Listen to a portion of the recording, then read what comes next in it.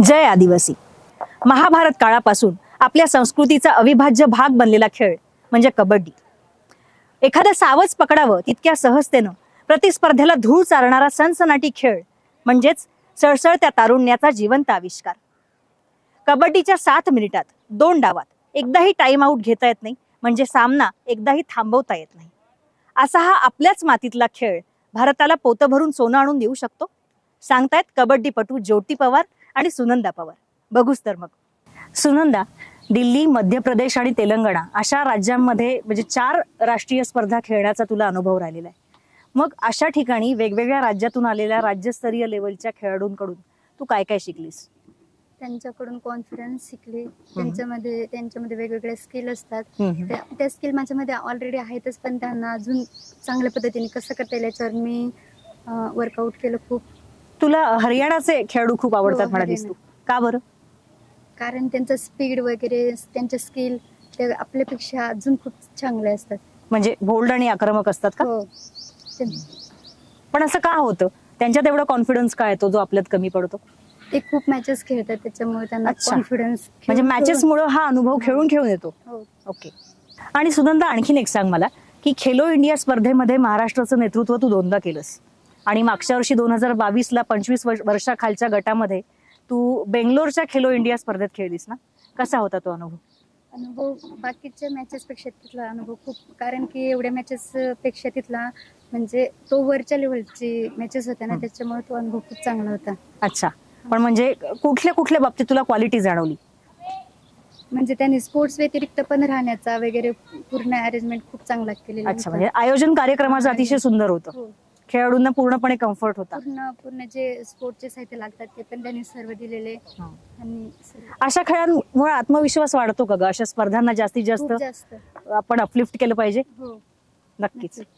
ज्योती, all India क्रीडा स्पर्धांमध्ये तू राजस्थान सुद्धा पाहिलास आणि हिमाचल प्रदेश सुद्धा. तर मला सांग, कुठल्या राज्यामध्ये खेळताना सगळ्यात जास्त मजा आली? तुला काय आवडलं आणि का? मला सगळ्यात पहिला म्हणजे हिमाचल प्रदेश मध्ये आवडलं, कारण की तिथलं वातावरण, तिथं बर्फ पण पडत होता, मी पहिल्यांदाच बघितला. आणि डोंगरांवरती असं कडेकडेला घर आहेत आणि एकदम सरळ सरळ झाडे पण आहेत तिथं. मला खूप आवडलं तिकडचं वातावरण. शांत आहे. हा, खूप शांत. आणि एकदम गाड्या वगैरे एकदम स्लो चालतात. मी पहिल्यांदाच तिथे जाऊन बघितलं एवढं. आणि एवढ्या म्हणजे डोंगरावरती पूर्ण असं गाडी स्लो जाण्याने भीती वाटत होती थोडीशी मला. आणि राजस्थान मध्ये पण आवडलं मला. तिथं बँगलोर पॅलेस वगैरे आम्ही फिरलो, विधानसभा वगैरे बघितलं. खूप शॉपिंग केली. शॉपिंग केली. ज्योती, 2018 हे वर्ष तुझ्यासाठी खूपच खास ठरलं ना. हो. म्हणजे तू राष्ट्रीय असोसिएशनच्या क्रीडा स्पर्धांमध्ये पहिल्यांदाच चमकलेली उत्कृष्ट आदिवासी खेळाडू आणि उत्कृष्ट महिला खेळाडू या दोन्ही किताबांची मानकरी ठरलीस. हो. कशी होती पहिली रिॲक्शन? पहिली रिॲक्शन म्हणजे माझी कोचची होती, भारती जगताप मॅडम. यांचा मला फोन आला आणि माझा त्या टीम मध्ये माझं सिलेक्शन झालं तेव्हा मला खूप आनंद झाला. कारण की पहिले आदिवासी महिला खेळाडू म्हणजे त्या ओपन सिनियर नॅशनल मध्ये आणि तेवढ्या मोठ्या गटात फाईट करणं म्हणजे सोपी गोष्ट नव्हती खरं. आणि नंतर मग माझ्या पेपरला बातमी वगैरे आली, पण मला खूप आनंद झाला. पण नंतर माझ्या आश्रमशाळेतले कोकरे सर त्यांनी पण मला फोन केला की अरे यार, तू एवढीशी पाड्यातली होती आणि कुठे जाऊन गेली, कुठपर्यंत पोहोचली आणि एवढीशा शाळेत होती. आज इकडे आल्यामुळे मला खूप फायदा पण झाला. माझ्या घरचे शिकलेले नाहीत, पण तेवढं मी सांगायचा प्रयत्न केला, पण त्यांना आनंद झाला की नाही झाला ते मला नाही माहिती. हळूहळू तुझं क्षितिज जसं मोठं होईल तसं सगळ्यांचंच होत जाईल. सुनंदा, आता तुम्ही हे जे मैदान जिथे आपण थांबलोय ते 12x8चं मैदान आहे का? इथेच तुम्ही रोज प्रॅक्टिस करता? मग मला सांगा की आता गावच्या ठिकाणी तर मऊ मातीची तालीम नसते आणि जिथं खेळाकडेच इतकं दुर्लक्ष होतं तिथे महिला खेळाडूंच्या प्रश्नाचा सवालच नाही. मग अशा वेळेला तुम्ही चांगल्या स्टेडियमची अडचण आहे ती कशी दूर करता? हे सगळं कसं फेस करता बेसिकली? म्हणजे चांगलं प्रॅक्टिसला ग्राउंड भेटण्यासाठी आम्ही गावाकडे थाटात माती जिथे चांगली भेटेल त्या ठिकाणून माती गोळा करून आम्ही ग्राउंडवर टाकायचो आणि ग्राउंड मेंटेन ठेवलं आणि प्रॅक्टिस केली. आणि तिथे गावामध्ये महिला खेळाडू असायच्या प्रॅक्टिससाठी? असतात, पण तेवढे नसतात. आणि मग टीमच बनत नाही तर मग तुम्ही खेळता कसं? सिलेक्शन ट्राय वगैरे देऊन ज्या वेळेस सिलेक्शन ट्राय झाली त्यावेळेस आम्ही इकडे आलो आणि त्याच्यातून आम्ही पुढे पुढे खेळत गेलो. म्हणजे शेवटी गाव पातळीवरती खेळायला काही मर्यादा येतात, त्याच्यासाठी अशा प्रकारची प्रबोधिनीच त्या गरजेची आहे. तिकडे गावाकडच्या गेम मध्ये आणि सिटीतल्या गेम मध्ये खूप डिस्टन्स असतो. खरंय. बोटाला स्पर्श करणं, साईड किक, बॅक किक आणि डब किक ही कबड्डी मधली काही प्रमुख आक्रमण कौशल्य, बरोबर? मग यापैकी तुम्हाला सगळ्यात जास्त कोणती स्टाईल आवडते आणि का? मला स्लिप आणि राऊंड किक. अच्छा, का बरं? कारण की मी त्याचा जास्त सराव करून करून ती माझी फेवरेट झालेली. अच्छा. आणि ते स्किल मी ग्राउंड मध्ये जेव्हा प्रॅक्टिस करत असते किंवा मॅचेस खेळत असते ना, ते स्किल मारली म्हणजे त्याला मला पॉइंट लागतोच. म्हणून ती माझी फेवरेट झाली. हक्काचा आहे म्हणजे तो. हो. माझी पण स्लिप आणि साईड किक सेकंडला मारते मी. आणि साईड किक का बरं?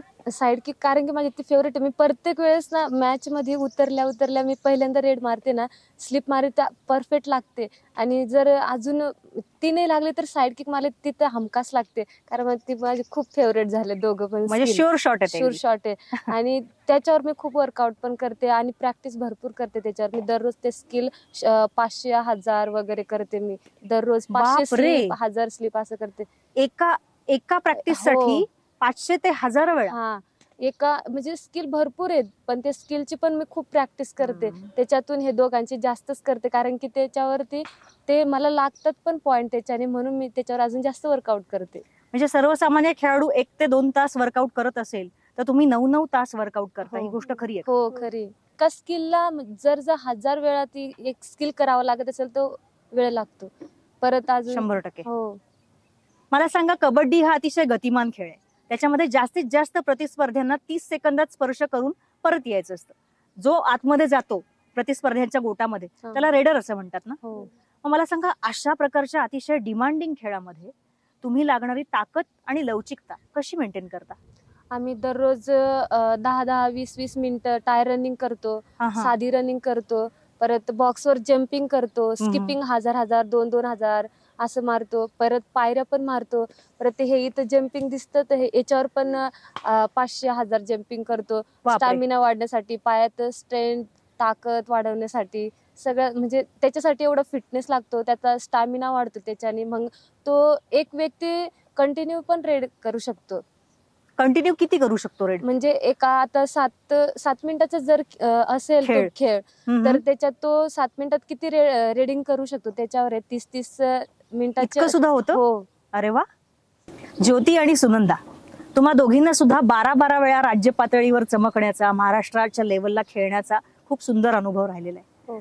मग जिल्हा किंवा विभाग स्तरावरती जे हरून नाउमेद होतात आणि खेळ सोडायचा विचार करतात, अशा कबड्डीपटूंचा तुमचा काय सल्ला राहील? आता खेळ म्हटलं तर हार किंवा जीत होत असते, नाण्याची बाजू सारखी नसते. तर मग एखादं कोणीतरी अपयशी ठरतो, कोणतरी यशस्वी ठरतं. मग ज्यांनी अपयशी ठरलं त्यांनी पुन्हा प्रयत्न करायला पाहिजे.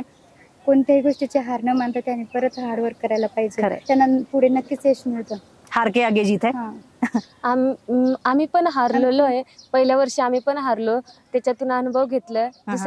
दुसऱ्या दिवशी तिकडून मॅचेस करून आल्यानंतर आम्ही परत स्टार्ट केले. आम्हाला त्या नॅशनल पर्यंत पोहोचायचंय. पुढचं जर टार्गेट ठेवला तर नाही मागे हटू शकत कोणी. टार्गेट कोणतं काय असो ना, खेळाचं म्हणजे नॅशनल खेळायचं असेल, आंतरराष्ट्रीय खेळायचं असेल, तो टार्गेट असला पाहिजे. तो माणूस हारला तरी उठून परत त्याच्यासाठी लढतो आणि प्रॅक्टिस करायला, फिटनेस करायला. आम्ही तर जेव्हा मी पहिल्या वर्षी म्हणजे खेळली आणि हारली, त्याच्यातून अनुभव घेतलं खेळातलं पुढचं काय आहे काय नाही. नॅशनल पण असतं हे पण मला माहित नव्हतं. इथं आल्यानंतर मला माहित झालं. नंतर मी दुसऱ्या वर्षी मी ठरवलं मला नॅशनल खेळायचंय. मी 3-3, 4-4 टाइम प्रॅक्टिस करत होती त्याच्यासाठी. मग प्रॅक्टिस म्हणजे आपल्याला आपण कष्ट केलेलं कधी वाया जात नाही. बरोबर यश कधी कधी भेटतोच, खसून कधीच जायचं नसतं. बस एवढंच. विक्रमार्कानं आपला हट्ट सोडला नाही. हो. आणि हारल्यानंतर हे रडणं वगैरे हे तर अलाउडच नसतं. खेळाडूंना अकॅडमीमध्ये कोच रागवतात नाही, खेळाडूंना सोबतच नाही. ते नेक्स्ट तयारी करायला लागायला पाहिजे ना.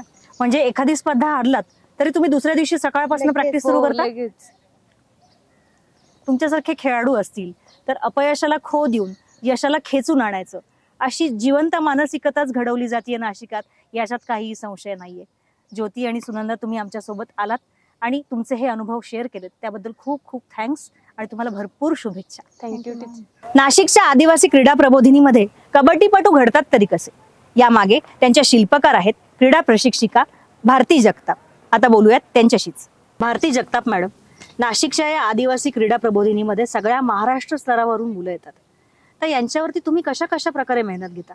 सर्वात पहिले तर त्यांचं फिजिक वरती आम्हाला काम करावं लागतं 2 किंवा 3 वर्ष. अच्छा. कारण त्यांचं फिजिक खूप लो असतं, त्यांना हम्म. प्रॉपर डाएट वगैरे भेटत नाही. कुपोषित असतात. हो, खूप कुपोषित असतात. त्यांची हाईट वेटचा सगळा इश्यू असतो. हम्म. 2 वर्ष तर आम्हाला त्यांच्या फिजिक वरती काम करावं लागतं. त्याच्यानंतर आम्ही गेमला जातो. ओके. मग गेमला पण स्टेप बाय स्टेप जावं लागतं, कारण ते लवकर कॅच नाही करत. कारण ते ज्या भागातनं आलेले त्यांना त्याच्यातलं काहीही नॉलेज नाहीये, 0 नॉलेज. इथे त्यांना येऊन खेळाची नॉलेज शैली, द्यायलाच 2-3 प्रकार. वर्ष निघून जातात आम्हाला. कबड्डी काय असतं हे सुद्धा त्यांना माहित नाही. इथे येऊन त्यांचं एबीसीडी आम्हाला सगळं घ्यावं लागतं. अच्छा. आणि अतिशय छोट्याशा पाड्यातनं या मुली आलेल्या असतात, खेळाडू आलेले असतात. खरंय. पण आज त्यांच्यामध्ये इतकी स्ट्रेंथ आहे की एका पाड्यातनं आज त्यांनी ऑल इंडिया लेवलला त्या प्रबोधिनीचं नाव नेऊन ठेवलेलं आहे. मोठी झेप आहे. स्वतःची आयडेंटिटी तयार केलेली आहे. खरंय खरंय. याच्यासारखं श्रेय कुठेच नाहीये. नक्कीच.